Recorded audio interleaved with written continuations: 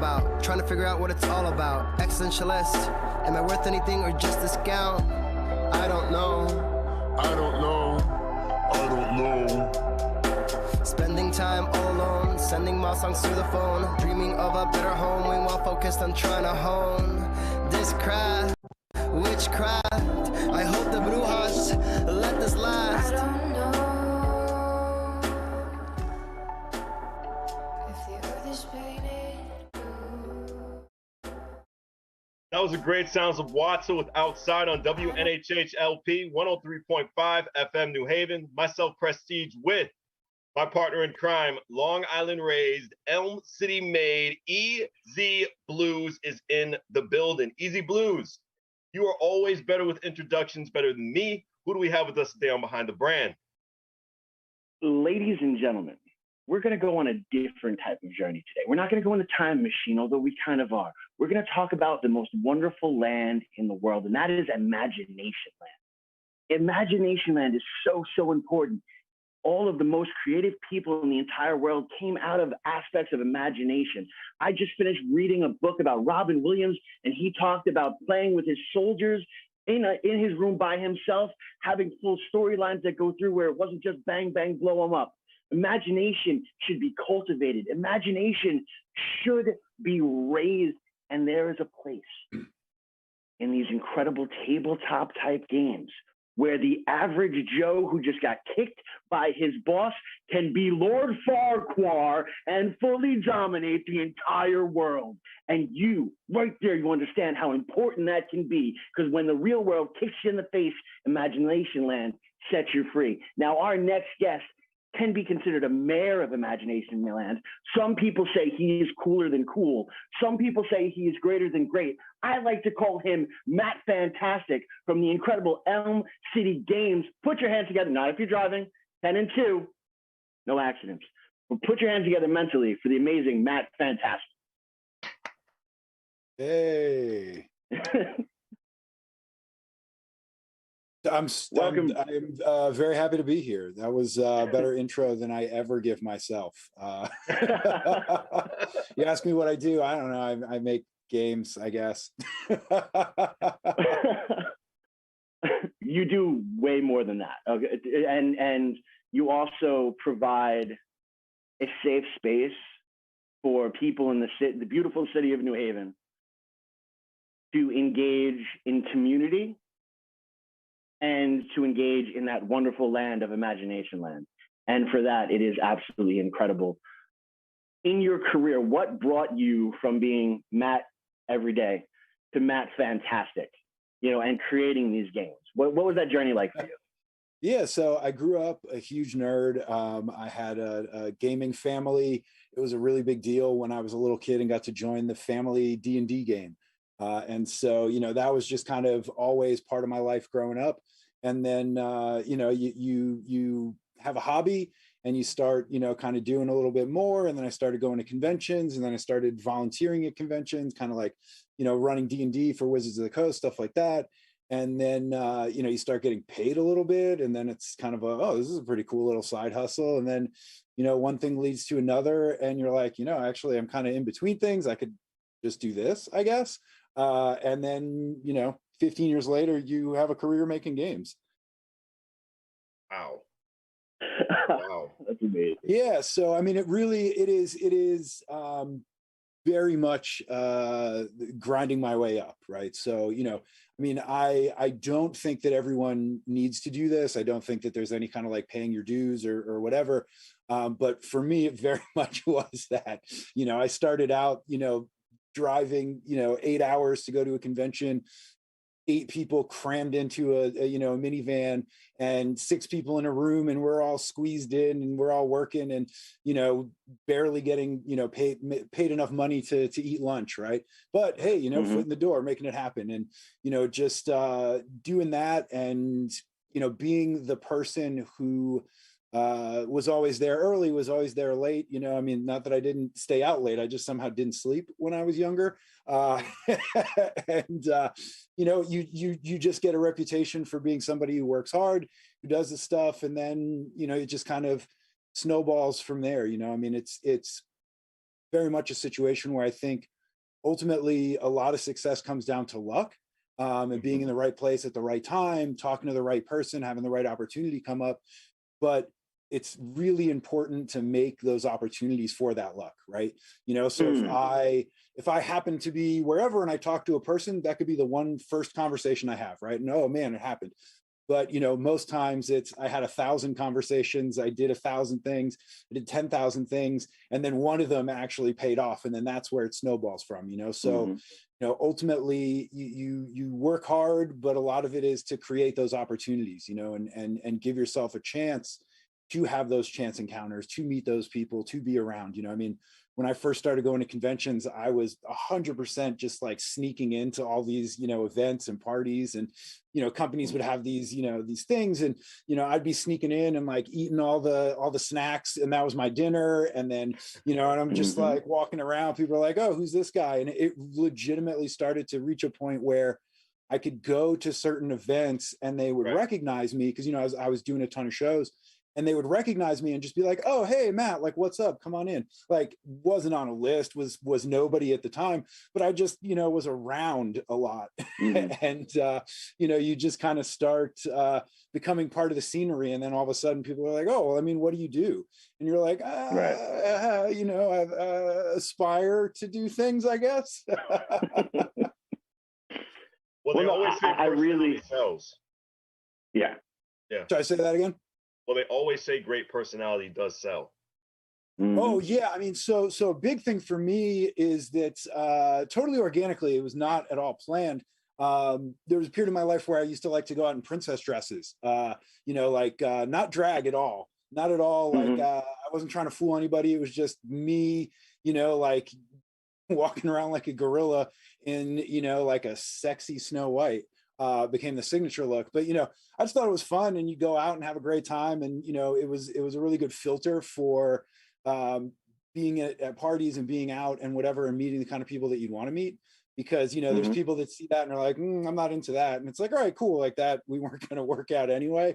But the people that see you from across the bar or whatever and are just like, oh, I want to know that guy. That was great, and so it was a ton of fun.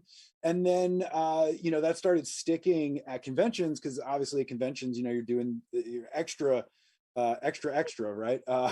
And so so it was just like, oh yeah, I don't know, that dude that drinks real hard and it wears princess dresses, I guess, like that guy, right? And so again, that's how that memory being memorable, kind of like people remembering that you're around, because that's one of the biggest things. And for me in the game industry, I also don't necessarily fit the traditional profile, and not in a rude way, but just you don't see, I used to play in punk bands, and I'm covered in tattoos. All our radio listeners, just imagine a devastatingly handsome gentleman, but covered in tattoos, tattooed hands, like the whole thing.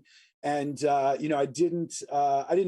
stood out, like me, covered in tattoos, princess dress, partying pretty hard, working very hard, but also partying really hard. And, it becomes memorable, right? And people are like, oh yeah, like I met you and now I remember you, and it sticks, right? And so again, it very much was just an organic, natural thing that I was doing. That in retrospect, man, what a brilliant marketing move. I wish I could say that it was me being smart, but it was really just me being a weirdo and that's standing out.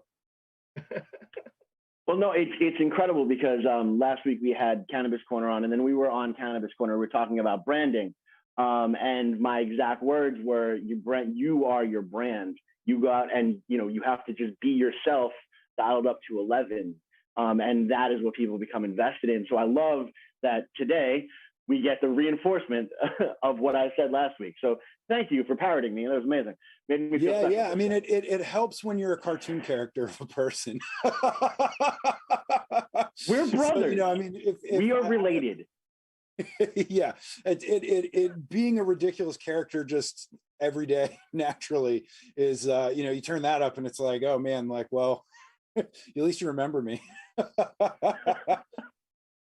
Well, and what I really, really dig, because a lot of people who just go to conventions and stuff like that, we're not knocking that aspect either, because that is a lot of fun, and it is that free space to just, there be very few rules but there be, you know, almost a no rule aspect, and you can be whoever you want to be, and you can get your cosplay on, and you can go completely over the top. I mean, I've seen people walking around in full, you know, apocalypse gear that looked better than the horrible movie. You know what I mean? So like, it's incredible that you have this, but now you're talking about a whole nother side of that convention of the working aspect. And it sounds very similar to your punk rock days, piling in that van, driving 8 hours, you know, piling in thousands of dollars worth of equipment in a you know, $1,000 van with a $5,000 stereo system, you know, to maybe make $20. Our first tours in the band, we all did in my mom's minivan. She was kind enough when we were, you know, like teenagers and first started touring, that you know, she was cool and supportive, and you know, she drove my like really not high quality vehicle. This was like the late 90s, early 2000s, and I had my 1985 Toyota from my grandparents, and so nice. my mom, my wonderful mother, was willing to drive that around for, you know, weeks at a time while we were traveling around playing shows, because we could barely fit the equipment in the back of the minivan. Yep. And you're all doing not very family-like things in these family recreational vehicles. Well, at the time, we were all we were pretty much like vegan, straight edge, hardcore band, like very clean living. I mean, we were still. I mean, it's interesting because we didn't do drugs at the time, but I think got into even more antics. Mm-hmm. Well, that's the other thing that a lot of the people at home don't really understand is the downtime when you go on a tour can be ridiculous. I remember seeing Foo Fighters at Roseland in 19... and Dave Grohl was on stage talking about, you know, their downtime between tours crazy, and they went into a Walmart and they got those little disc guns. So they're all running around, walking out of Walmart, shooting each other with the disc guns, and someone stops me with this, "Hey, you got to be careful." He goes, and Grohl goes, "Yeah, we get it. It's all fun and games until someone loses an eye." And then he looks at the guy, and the guy only had one eye. And, yeah, he's like, "Yep, that's me. I'm a jerk. I failed today." But again, he is another character, a cartoon character, really, that has made a living off of just dialing himself up to 11. And, you know, just dialing yourself up to 11 isn't just what's necessary. You also have to be good at what you do.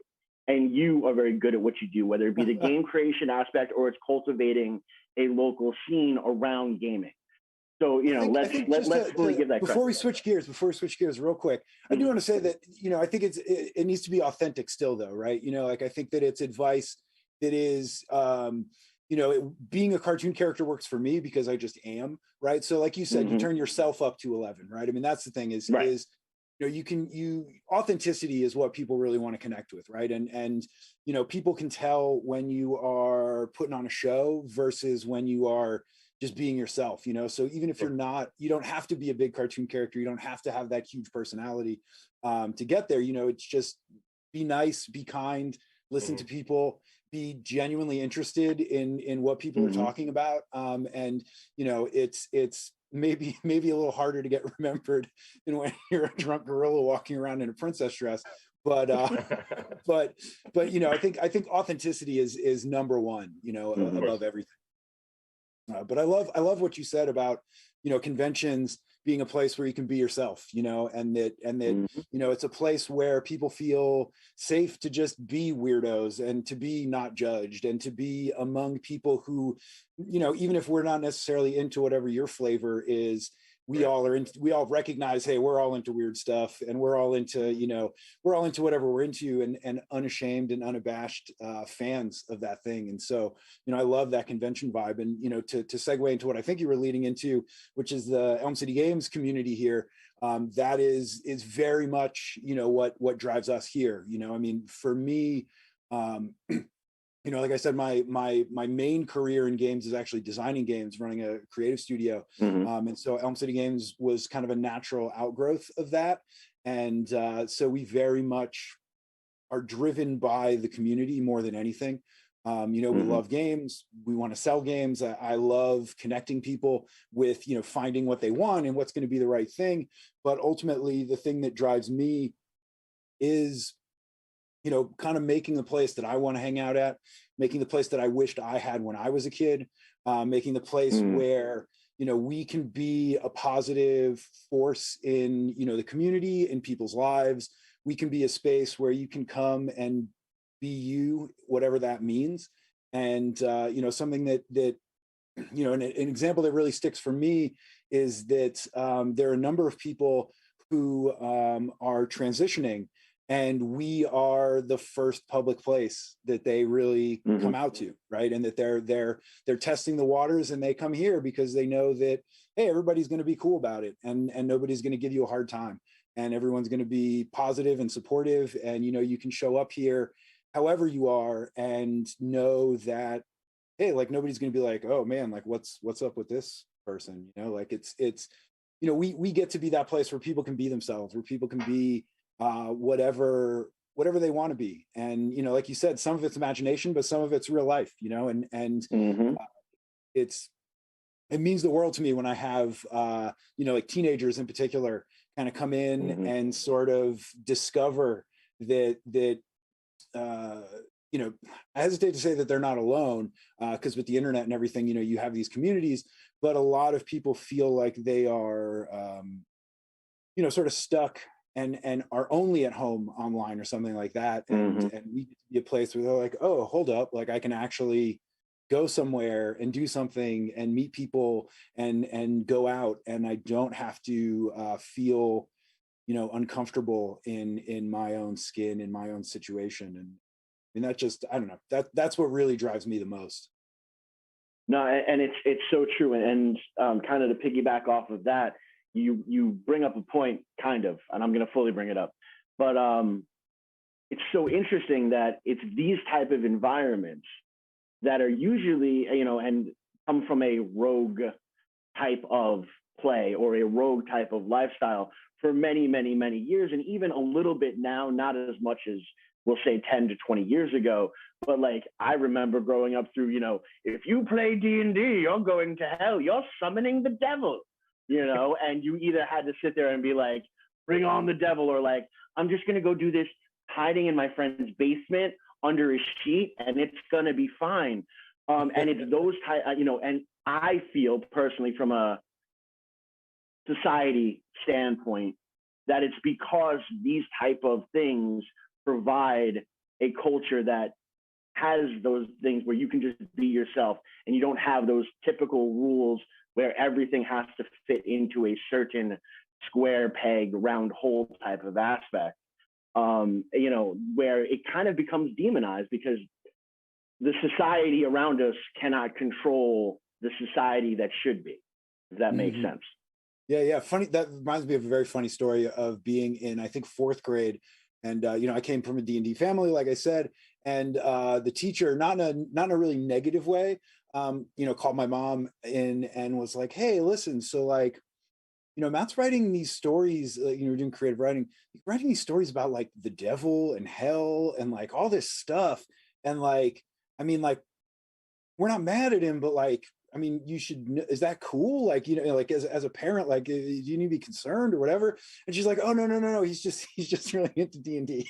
And so I was like name checking, you know, like the demon princes and all this kind of stuff.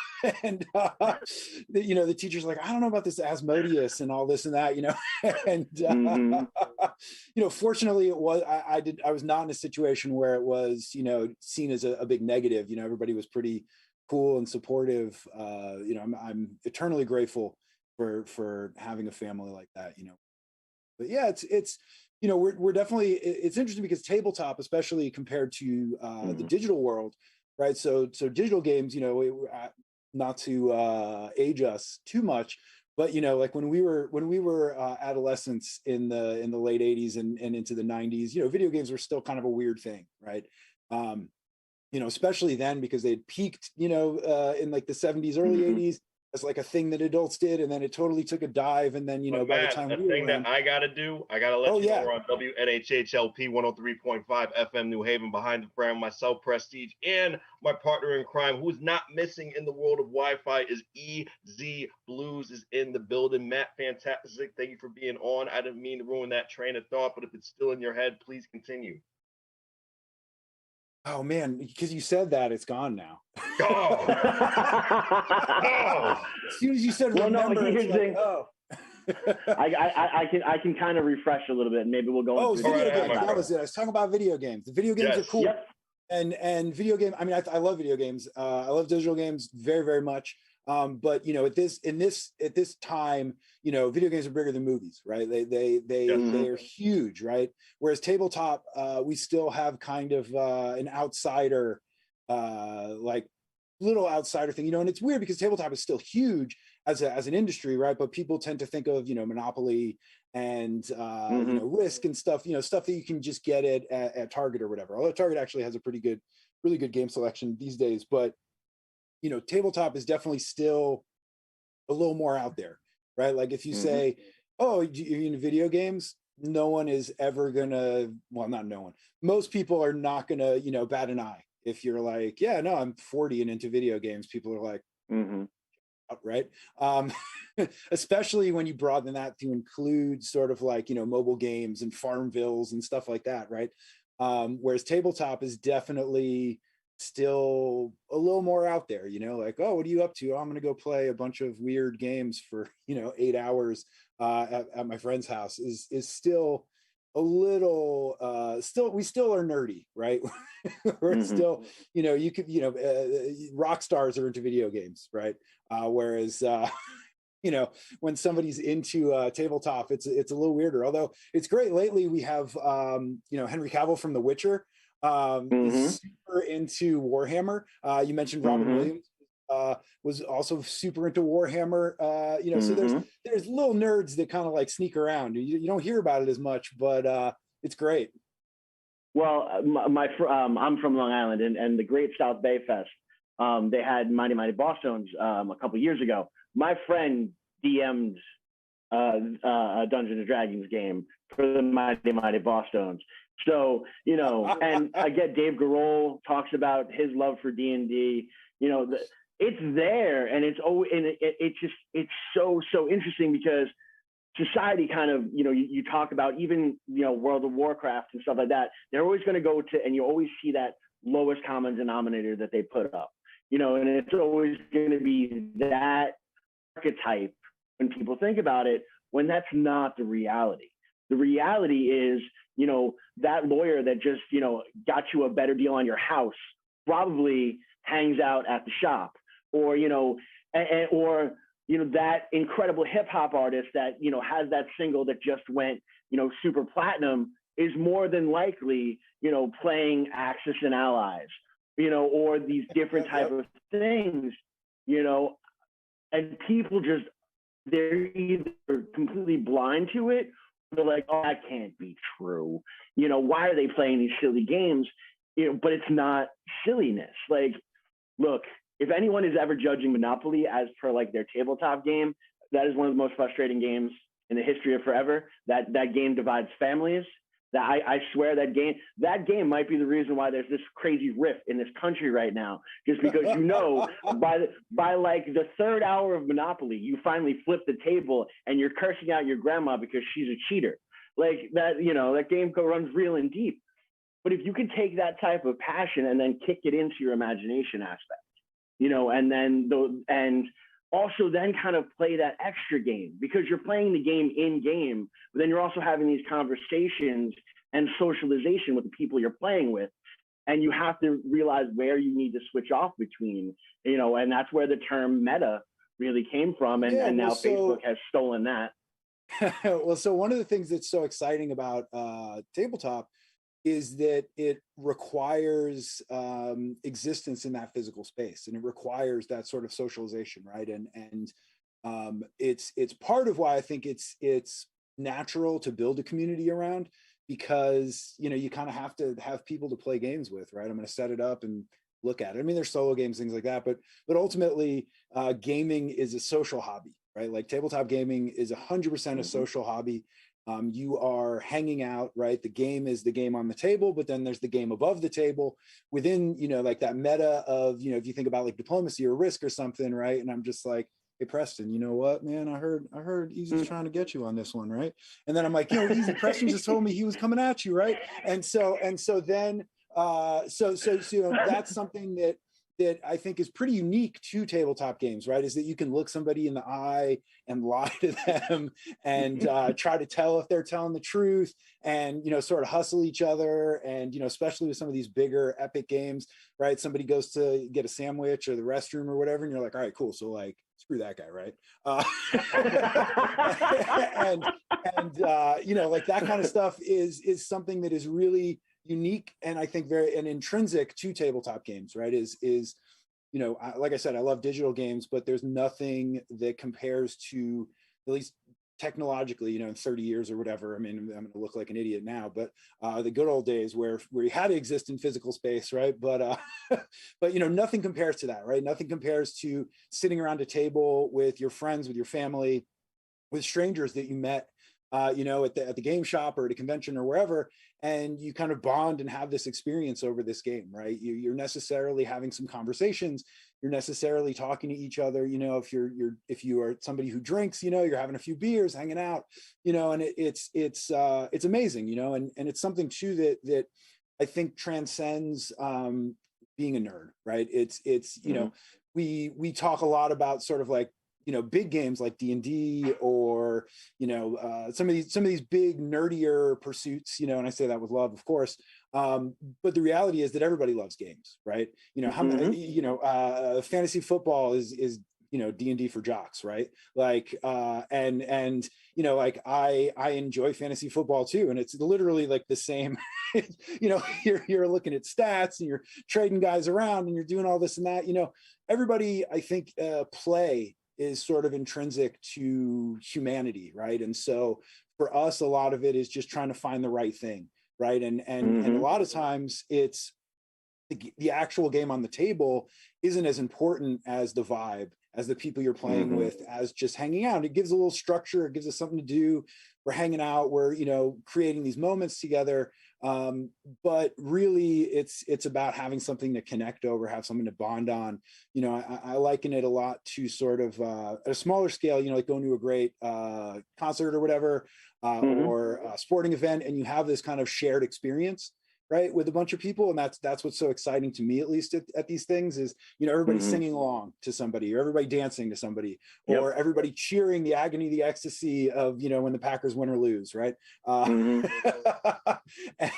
that playing a game on a tabletop has a similar element where we have this shared experience, right? And like you mentioned, grandma Monopoly and whatever, right? Everybody has those stories of growing up. Everybody has those stories with their friends of that time that thing happened, right? And it's actually a vehicle for creating some really ridiculous in jokes that'll carry over forever. One of my best friends since high school, we still joke about a time that we were playing Fireball Island. I don't know if you remember Fireball Island. It was the big plastic vacuum thing. Rolled marbles, and there was this idol on top, and he'd spit these marbles that were fireballs at your dudes and whatever. And he lost in a very rude way. We did him dirty. And he got up, and we were playing on the floor, and he got up and he kicked the idol that sits on top of Fireball, and he just kicked it off the off the thing and stormed off. And that was over 20 years ago now, and we still give him a hard time about it, So I mean, it's games are great, and games are there, and games are important. Obviously I love games, but again, to me, it's that root experience of connecting with people, and it's really a vehicle for having these moments, having these experiences. Some of my best friends now are people that I met through games, people that I met through you know, and not even the people professionally, right? Because some of my best friends, obviously, people I see all the time at conventions and work with and all this and that. But even before that, when I was just, you know, hosting public game nights or going to public game nights and stuff, I met some of my very best friends at these things. And we, you know, bonded over a game and connected. And then, you know, 10, 20 years later, here we are still, you know, super close. And, you know, that, again, that to me is one of the things that I think is just so amazing about tabletop in particular, is that it really creates this space, and then the vibe, you know, because tabletop, you need other people to play with, right? And so generally speaking, people are more open to meeting other people. People are more open to connecting with people. And you know, I talk about this as a great, also a first date tip is you can come play games because you have a game in between you. So if it gets awkward, if there's a lull in conversation, if there's, you know, and again, not even necessarily in like a really bad, weird way, but just, oh, the conversation kind of petered out. Whereas if you're just sitting there, you're like, huh, okay, this is awkward now. Whereas if it happens when you have a game in between you, you're like, oh, okay, cool. Like, well, I'm just going to plan my turn. And then I'll think of, you know, I'll think of something to say, right? What good thing should I say now? But, you know, you're planning your turn, and it gives you this space to sort of like fumble around, right? And in a public sense, making friends, meeting people, you're a little more open to people because, well, I mean, if we don't connect, if I think you kind of suck or you think I kind of suck, well, we can kind of focus on the game and it'll be okay, and we don't really have to interact too much, and then we'll go our separate ways and it's fine, right? So it gives you a good space to kind of test drive people, right? and you know, see who you connect with, right? One of the things that we do here, switching gears a little bit with D&D, right, is that you know, we do a bunch of public D&D stuff, and we have people come in, and we connect people, and it's a lot of playing with strangers at first. You know, you come in, you're new, and we introduce you to people, you meet people, and what happens, you know, we're about to be 6 years open here, and so we have people that met that have, you know, over time, we've had people get married, we've had people, you know, be in relationships, for long-term relationships, that are going to get married eventually, they just haven't yet, you know, people that have become best friends, people that live together, you know, and everybody comes in, and you get to play with this whole variety of different players.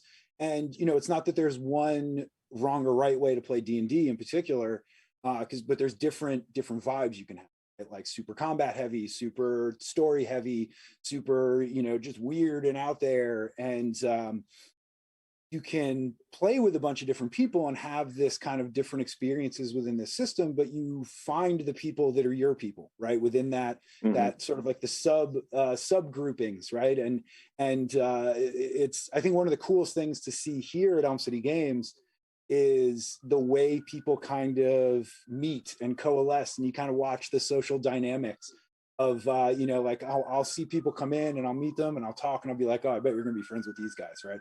Or oh man, like, man, you're gonna really hit it off with these girls, you're gonna have a great time.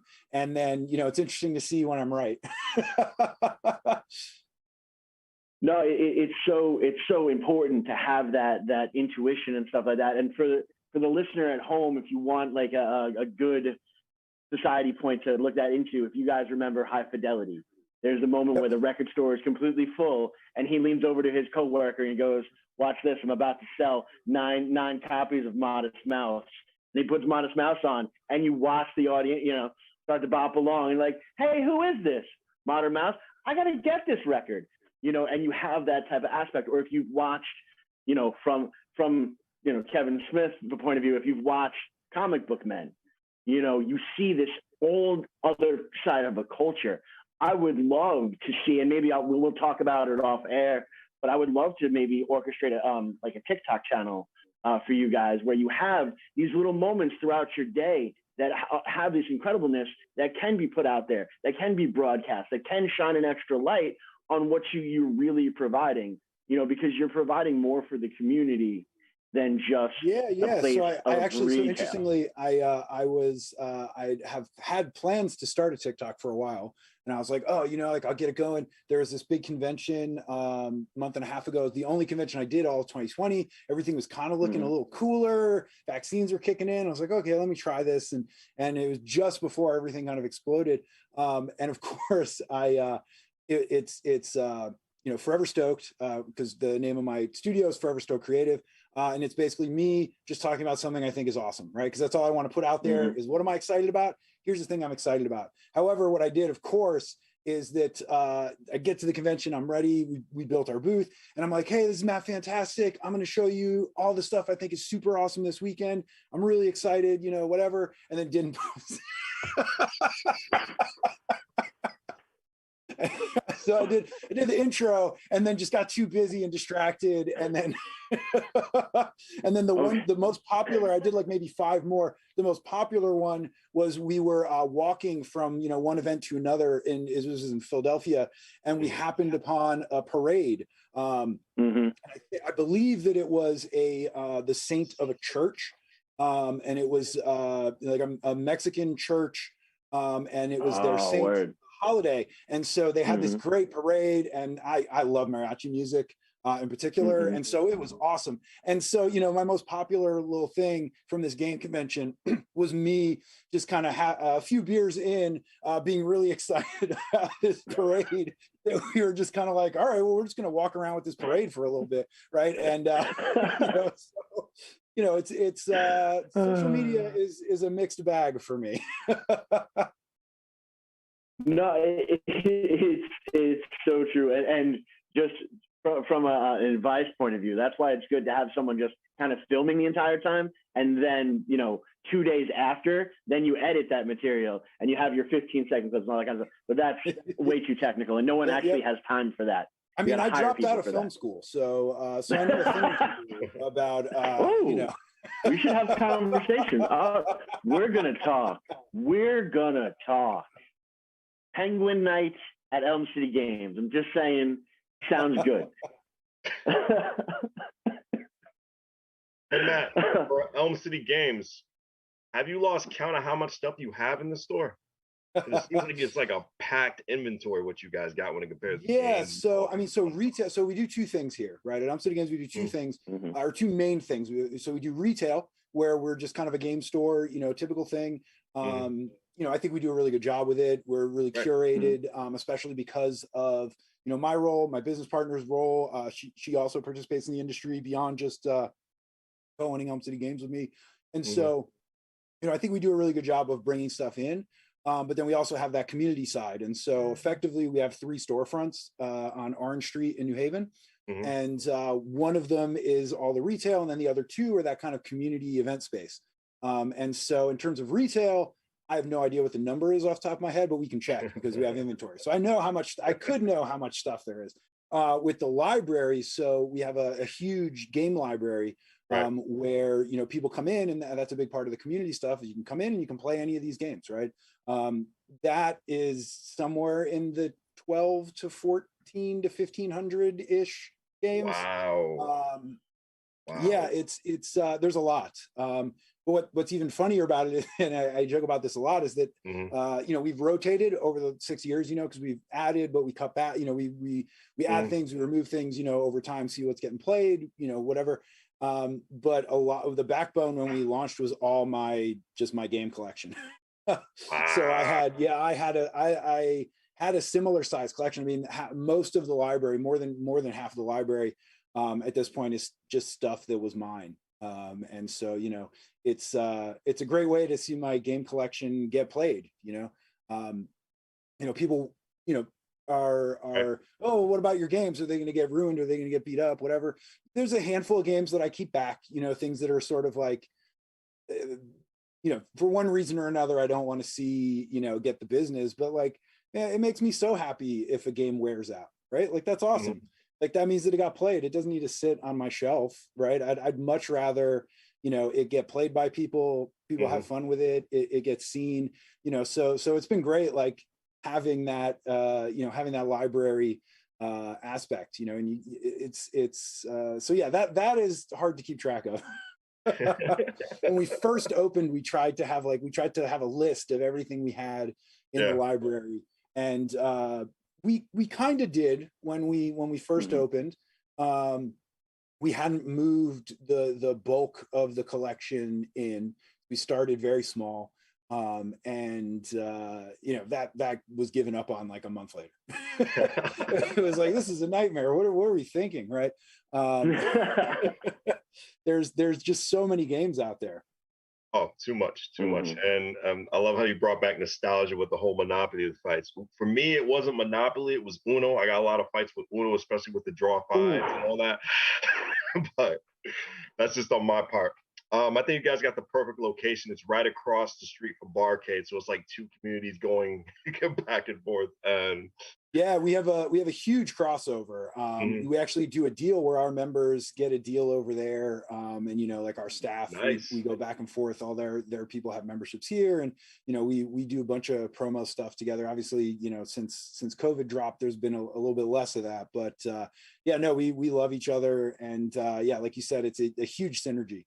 Especially because we close Friday, Saturday, we close at midnight, but Barcade's open for another hour or two. And so like basically all of our members that are here, they get to kind of like stumble across the street and go play pinball. So it's perfect. Like we're the nerd block in New Haven. Speaking of New Haven, WNHH LP 103.5 FM New Haven. Behind the brand, myself, Prestige, and my partner in crime, Long Island Rays, Elm City made EZ Bluez is in the building. You talk about Matt, about a great community you guys have at Elm City Games. What are some upcoming events that you have at your store coming up? Well, so the timing is literally the worst because we last week decided that with the holiday numbers with COVID, that we were pausing all events for a little bit. The thing is that it's, for us, without getting too political or whatever about COVID stuff, for us, we're playing the long game and, community focused, right? We're in a fortunate situation where we are able to have retail, carry us enough, that we're not worried about going out of business or anything. And so, for us, it's kind of prioritizing, hey, we'll be here in a month, like we'll let's take a minute, let's catch our breath, it's not gonna, we don't want to be responsible for somebody getting sick. We don't want to be responsible, for somebody catching something here and bringing it, and especially for us, sitting around a table playing games is different than like grabbing a sandwich, right? Or going to a store. So, we're somewhat unique in the way people interact with our space as well. People are going to sit down and be in a room with each other for, 4 hours. D&D, typically we schedule 4 hours for a D&D session, right? So you're sitting there, and a lot of the science around, masks and everything is time of exposure is kind of the biggest thing. And so we are somewhat unique in that we have kind of a significant amount of exposure time. So people are here, especially like Saturdays or whatever, people come, they're here for 8 hours. Right. And, so we're like, what, like, let's pump the brakes for a minute. We'll see how it shakes out. We're really excited to get back. But, like I said, we're playing it a little more cautious probably than we necessarily strictly need to. But again, we're going to be here. We got, 7 more years left on our lease, so we're here for at least that long. So a couple weeks to take it easy is good. Plus, also for us, if one of us gets COVID, then everything shuts down, right? Because if we don't have a huge staff, and so we would cross contaminate very quickly, and we can't have anybody working with COVID, right? So this way we're keeping our staff and everybody extra safe too, No, and it's definitely a smart play, considering, especially it being colder. Obviously if it was the spring or the summer type of aspect, you can maybe have a sidewalk game or something like that. We do actually. We have I mean, it's still out there. We're not using it at the moment because it's like 12 degrees or whatever, but we actually have, they closed down our block.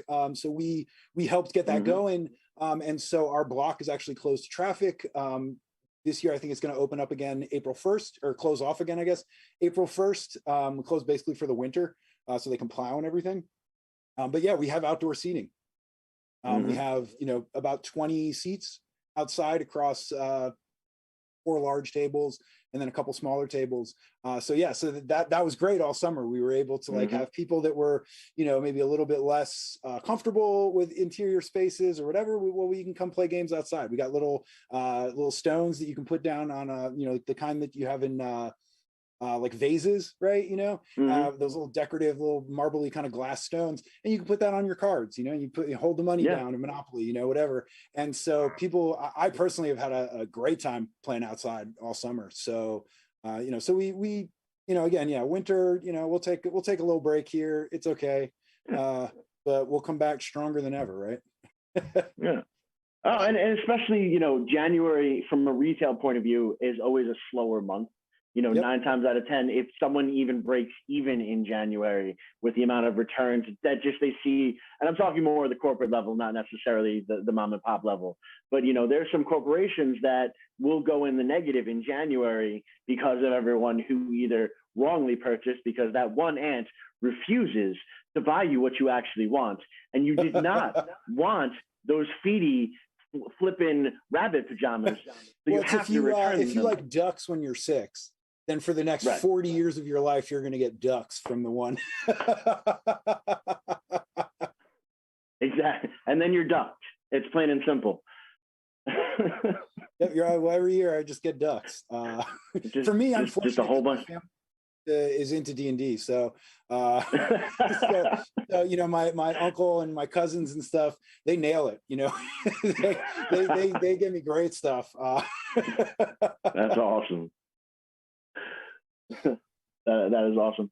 Now, as this next year that comes through, and again, you are at a slow period and different things like that. But from a game design aspect, do we have any big releases coming from you in 2022?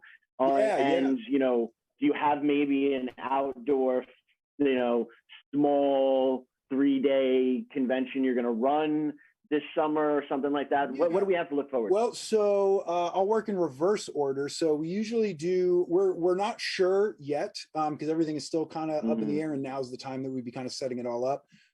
We do a playtesting sort of like designer retreat convention, open to the public, of course. Anybody can show up, and anybody can be a designer too. That's one of the things that's great about tabletop. Marker and some index cards, and you can start prototyping a tabletop game. So one of the things I do is I help run the New Haven Game Makers Guild. So I founded that a number of years ago, and so we usually do a little convention in May. We haven't yet decided exactly what we're going to do for that. In terms of designs that I have coming up, I have 2 things. Well, I have one that I can't actually talk about. It's a bummer because it's got like a whole marketing plan, but it's real cool, and that's going on Kickstarter February 15th. So that's real cool. If you follow any of our stuff, Elm City Games on Facebook or the Discord, if you're into community stuff, get on the Discord. P.S. But we'll announce that a bunch there. Then I have another game called Aldara Reborn, and that is a big dudes on a map thing. It is absolutely insane.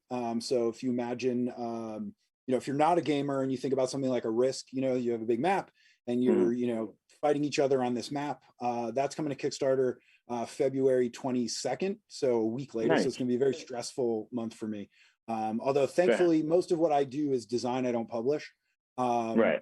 I do have a thing that is just shipping now, and I can't say the full name because it is not as PG oriented. But if anybody's familiar with Werewolf or Mafia, you can play with regular cards, but a lot of people have werewolf sets, right? Because it's sort of a public domain kind of game. And so I'm really bad at drawing. And so I did a ruder word for poopy werewolf. And so, so we have this, if you're watching the video, I actually have some of them right here. Oh, that one has bad words. There's a lot of bad words on this one. Well, before you get into that, my favorite, if you can see this. So it's a raccoon. Oh, that's awesome. And as you can see, I'm terrible at drawing. That's amazing. Matt, unfortunately, we're starting to run low on time, but we want to give you this moment to tell everyone how they can get in touch with your Discord, how can they reach you? How can they stay connected with you? And this way they're prepped up to drop money on that Kickstarter or those Kickstarters when they come. Yeah, so elmcitygames.com is the website. We have a Discord that is very active, and that's where a lot of people set up games with each other and talk, and people are playing video games and talking about movies and all that kind of stuff. So if you're interested in the community aspect, definitely get into the Discord. We post everything on the Facebook as well. We also have a number of Facebook groups. So if you're more active on Facebook than say Discord, you can join, Elm City Role Playing or Elm City Board Games. And those are groups where people just post, what they're up to, what they want to do, things like that. And then as far as the studio, it's Forever Stoked Creative. And then that's just foreverstokedcreative.com. And that's where, you can follow, design stuff that we're working on, stuff we have coming up. But Elm City Games is good for everything because I obviously post everything there too. We have like Instagram and all that stuff as well too. Mostly our Instagram is me posting D&D memes with the occasional business post. But mostly it's just stuff that makes me laugh. Plus pictures of my business partners got a new dog. That is absolutely adorable. So there's a lot of that lately. Nice. And for those who want to see those pictures of the dog, make sure you go to Elm City Games Instagram. And I'm now going to follow that as soon as I love dogs and I love games, so it's the perfect match for me. Oh, it's great. Marceline the puppy queen is an excellent shop mascot now. So. That's amazing. That is amazing. But Matt, just last thing we have, because you have a couple more seconds left of the show. Any advice you want to give to anybody who is pretty much on your similar path in life? Any perspective people? Yeah. So two things. One, from just a general life path, there's other people that are into the same stuff as you, and we don't bite. Come hang out. Come, be a part of it, right? If this sounds interesting, you're welcome. You don't need to know anything. You don't need to have any background. You don't need to be, a super nerd or know anything to come in. The days of the comic store guy from The Simpsons, long gone. And that's 100% not the vibe here. You can come in and know nothing. And, we want you to come in. I love nothing more than getting excited and talking to people about how to get into D&D, right? And then as far as career stuff, if you want to design games, you're a game designer. There you go. You might suck. You might not be good. And it's a process to get there, but you're doing it, right? Come down, obviously right now with COVID, a little weird, but New Haven Game Makers Guild, .org. We have every Wednesday night, we hang out and play test. We do some other events, things like that, but show up. If you are interested in making games, you can come make games and we'll talk you through it. And again, you can just show up. Know nothing and get the lay of the land, see what's going on. I will say tabletop in general, we want more people, right? We want more people to play games. We want more people to play our games. And so I'd say that we are overly welcoming, if anything. So please just feel comfortable, come down, hang out, and we'll figure out what it is that is the best fit for you. Matt, thank you for being part of Behind the Brand. We do appreciate you, brother. Appreciate you. No, thank you so much for having me. This has been awesome. I really, really appreciate it. And this is great. Oh, we're going to talk more. We bonded. We're related now. Yeah, this is great. This is awesome. I mean, this is what we do, right? This is the shop, right? This is remote version of it, but you come down, you hang out, and we discover stuff that we're both into and talk about stuff, and there we go, new friends. New friends on WNHH LP 103.5 FM New Haven. Myself, Prestige, with my partner in crime, Long Island Rays, LCA Bluez. From Behind the Brand.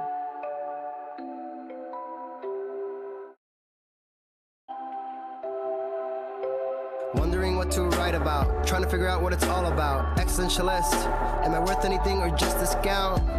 I don't know. Spending time all alone, sending my songs to the phone, dreaming of a better home, we want focused on trying to hone this craft, witchcraft.